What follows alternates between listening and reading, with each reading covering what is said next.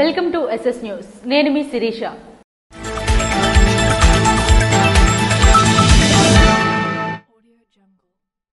Collector కార్యాలయంలో జిల్లా స్థాయి విజిలెన్స్ అధికారులతో జిల్లా జాయింట్ కలెక్టర్ ఫర్మాన్ అహ్మద్ ఖాన్ సమీక్షా సమావేశం నిర్వహించారు. ఎస్సీ ఎస్టీ అత్యాచార నిరోధక చట్టం అమలును పకడ్బందీగా చేపట్టాలని జిల్లా జాయింట్ కలెక్టర్ ఫర్మాన్ అహ్మద్ ఖాన్ అధికారులను ఆదేశించారు. కలెక్టరేట్ కార్యాలయంలో శుక్రవారం నిర్వహించిన జిల్లా స్థాయి విజిలెన్స్ మానిటరింగ్ కమిటీ సమావేశంలో ఆయన ప్రజాప్రతినిధులు, వివిధ శాఖల అధికారులు, కమిటీ సభ్యులతో కలిసి పురోగతిని సమీక్షించారు. ఈ సందర్భంగా జాయింట్ కలెక్టర్ మాట్లాడుతూ జిల్లాలోని వివిధ స్థాయిల్లో పెండింగ్ లో ఉన్న అట్రాసిటీ కేసుల పరిష్కారానికి అధికారులు ప్రత్యేక శ్రద్ధ వహించాలని స్పష్టం చేశారు. ఈ ఏడాది నమోదైన కేసుల వివరాలను, వాటి ప్రస్తుత స్థితిని గురించి వివరించారు. పలు కేసుల్లో గత 3 నెలల్లో ఇప్పటి వరకు బాధితులకు 18 లక్షల వరకు పరిహారం చెల్లించామన్నారు.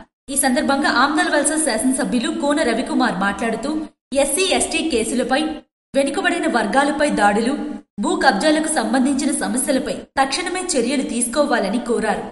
ఎస్సీ ఎస్టీలతో పాటు బీసీలు, ఇతర కులాలకు కూడా వారి వారి ప్రాథమిక హక్కులకు భంగం కలగకుండా చూడాలన్నారు. నర్సనపేట శాసనసభ్యులు భగ్గు రమణమూర్తి మరియు శ్రీకాకుళం శాసనసభ్యులు గొండిశంకర్ మాట్లాడుతూ గత ప్రభుత్వంలో అట్రాసిటీ కేసుల కారణంగా అన్యాయానికి గురైన కొందరు ఉద్యోగులకు న్యాయం చేయాలని, తమ నియోజకవర్గాల్లోని భూదందాలలో నష్టపోయిన వారిని ఆదుకోవాలని కోరారు.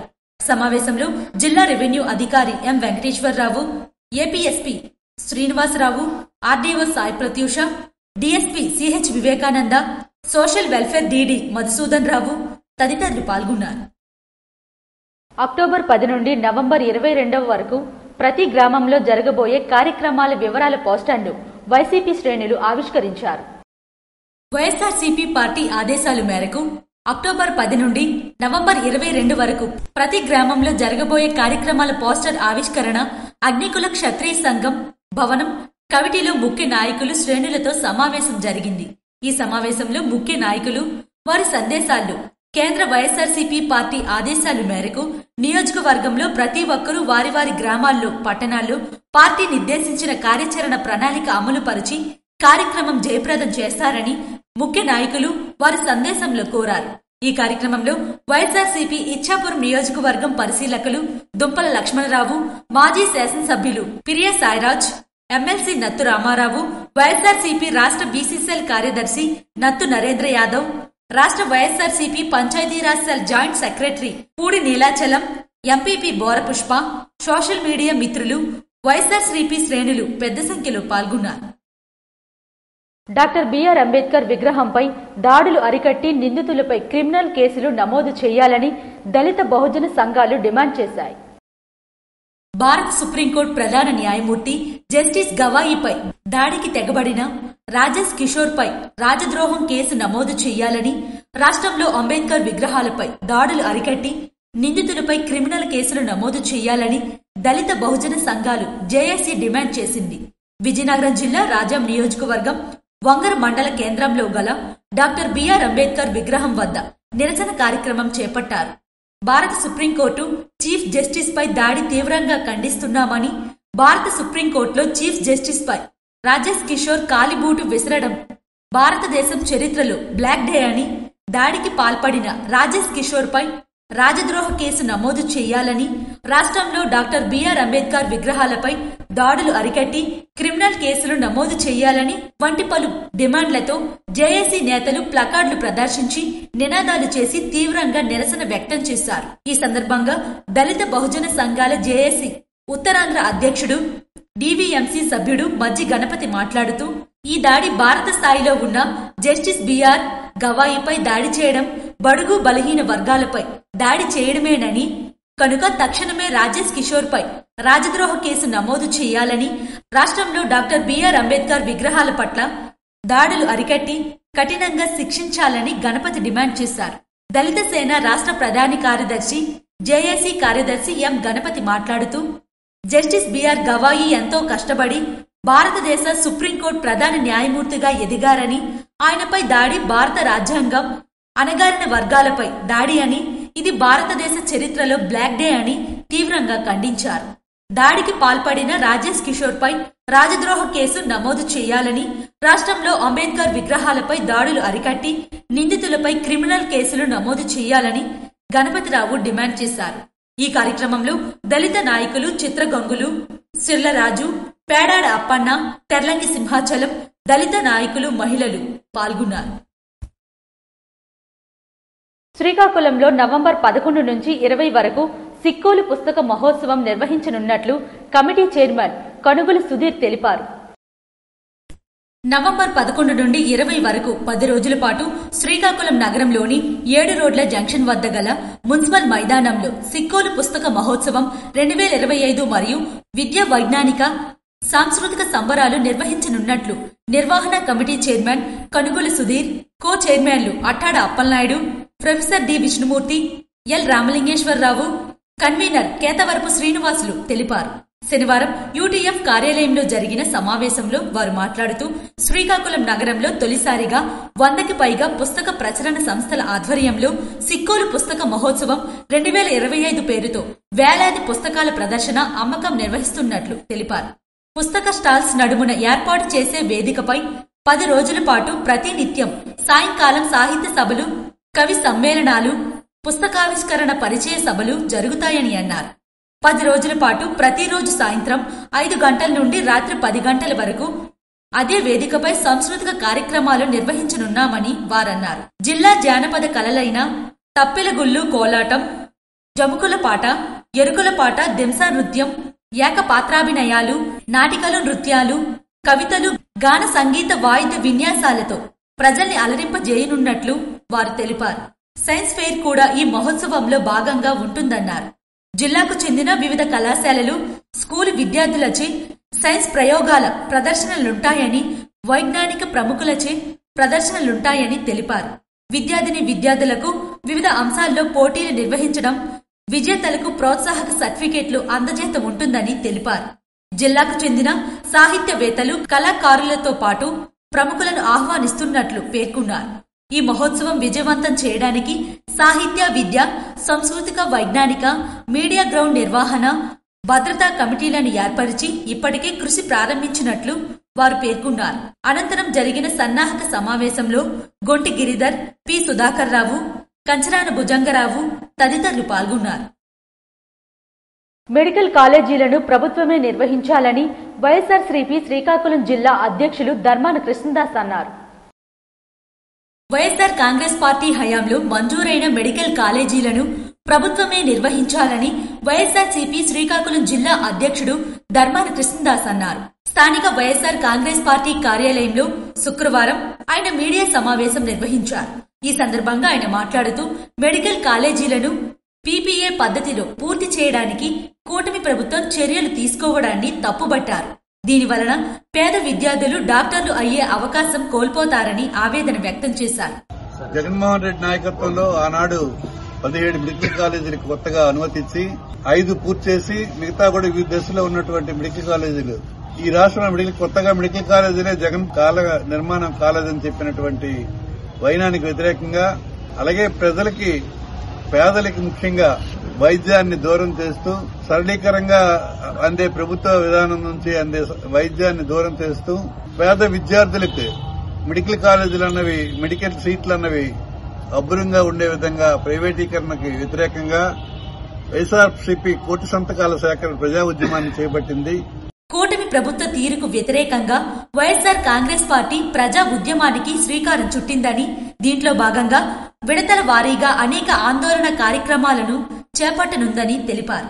ఈ కార్యక్రమాలను విజయవంతం చేయాలని పార్టీ శ్రేణులకు, అభిమానులకు పిలుపునిచ్చారు. మరి మెడికల్ కాలేజీలు ప్రైవేటీకరణ చేస్తే ఏంటి మనకి నష్టపోతాం, ప్రభుత్వ పరంగా ఉంటే మనకేంటి లాభం అన్న విషయాన్ని స్పష్టంగా తెలియజేసే కార్యక్రమం మా కార్యకర్తలు, మా నాయకులు తెలియజేయడం జరుగుతుంది. అలాగే అక్టోబర్ 28న భారీ నియోజకవర్గాల్లో, భారీగా కేంద్రాల్లో ర్యాలీలు నిర్వహించడం జరుగుతుంది. 28 అక్టోబర్న. అలాగే నవంబర్ 12న జిల్లా కేంద్రాల్లో ర్యాలీలు చేయడం జరుగుతుంది. నవంబర్ 23న నియోజకవర్గాల నుంచి జిల్లా కేంద్రాలకు సంతకాల పత్రాలను తీసుకువెళ్లడం జరుగుతుంది. నవంబర్ 24న జిల్లా కేంద్రాల నుంచి పార్టీ కేంద్ర కార్యాలయానికి మరి పెద్ద ఎత్తున రాష్ట్ర నలుమూల నుంచి కూడా మరి ఈ సంతకాల సేకరణ పత్రాలను తీసుకువెళ్లి గవర్నర్ గారి తలకు అనుమతి తీసుకుని ఆయనకి నివేదించడం జరుగుతుంది. కోటి సంతకాల పత్రాలని ఇదొక ప్రజా ఉద్యమంగా ప్రజలకు చైతన్యపరిచే దిశగా ప్రైవేటీకరణ వల్ల వచ్చిన నష్టం పేద విద్యార్థులకి అలాగే ప్రజలకి అలాగే ప్రభుత్వ కాలేజీల వల్ల వచ్చినటువంటి ప్రయోజనాలు సులభతరంగా వైద్యం అందించే పేదలకు అందించే విధానం ఇదంతా కూడా పబ్లిక్ రంగం ప్రభుత్వ రంగంలో ఉంటుందని చెప్పి తెలియజేసే విధంగా ఒక ప్రజా ఉద్యమం భారీ ఎత్తున వైఎస్ఆర్సీపీ కోటి సంతకాల ప్రజా ఉద్యమ కార్యక్రమాన్ని ప్రారంభిస్తుంది. అనంతరం కోటి సంతకాల సేకరణ కార్యక్రమం పోస్టర్ను ఆవిష్కరించారు.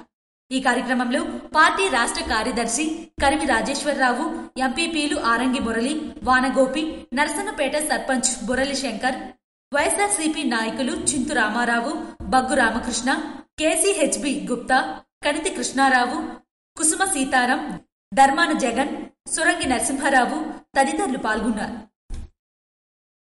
రహదారులపై ఒంటరిగా ప్రయాణించే వారిని లక్ష్యంగా చేసుకుని దోపిడీకి పాల్పడుతున్న ఇజ్రాయిల్స్ ను నరసన్నపేట పోలీసులు అరెస్టు చేశారు. రహదారులపై ఒంటరిగా ప్రయాణించే వారిని లక్ష్యంగా చేసుకుని దోపిడీకి పాల్పడుతున్న ఇజ్రాయిల్ ను నరసన్నపేట పోలీసులు అరెస్టు చేశారు. ఈ మేరకు టెక్కిలి డీఎస్పీ లక్ష్మణరావు శుక్రవారం వివరాలు వెల్లడించారు. నరసన్నపేట మండలం నడగా గ్రామానికి చెందిన దొంపాక ఆనందరమణ తన ద్విచక్ర వాహనంపై అక్టోబర్ 3న నరసన్నపేట వస్తుండగా ఉర్లాం సమీపంలో 5 ఇజ్రాయిళ్లు అడ్డుకొని డబ్బులిమ్మని అడిగారు.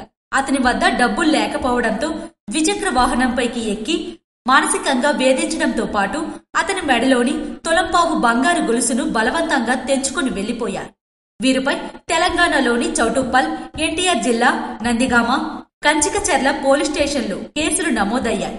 జీసిగడం మండలం ఉల్లివలస, ఉర్లాం, ఇచ్చాపురం, పార్వతీపురం, మన్యం జిల్లా గుడుగువెల్లి మండలం సురంకి గ్రామం వద్ద ఇదే తరహాలో దోపిడీలకు పాల్పడ్డారు. వీరిపై కేసు నమోదైన నేపథ్యంలో పోలీసులు దర్యాప్తు చేపట్టగా కారులో తప్పించుకుని వెళ్తుండగా మడపం టోల్గేట్ వద్ద చోదకుడితో పాటు 5 ఇజ్రాయిల్ను అదుపులోకి తీసుకున్నారు. చైన్ స్నాచింగ్ కంప్లైంట్ ఇచ్చాడు. చైన్ స్నాచింగ్ కంప్లైంట్ ఇచ్చిన దాని మీద ఇమీడియట్ గా T21/25 గా కేసు నమోదు చేయడం జరిగింది నర్సంపేట పిఎస్ లో.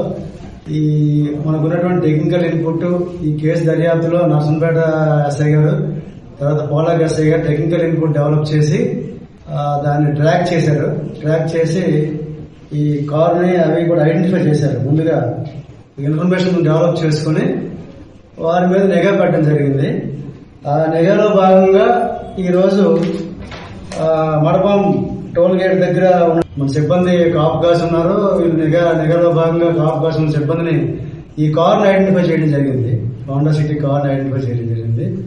4 అదుపులో తీసుకున్నారు, ఇంక్లూడింగ్ కార్ డ్రైవర్. మొత్తం 6 అదుపులో తీసుకొని వాళ్ళ దగ్గర ఉన్నటువంటి 3 గోల్డ్ చైన్స్, ఈ ఇంటాక్ట్ గా ఈ గోల్డ్ చైన్స్ రికవర్ చేయడం జరిగింది వాళ్ళ పొజిషన్ లో.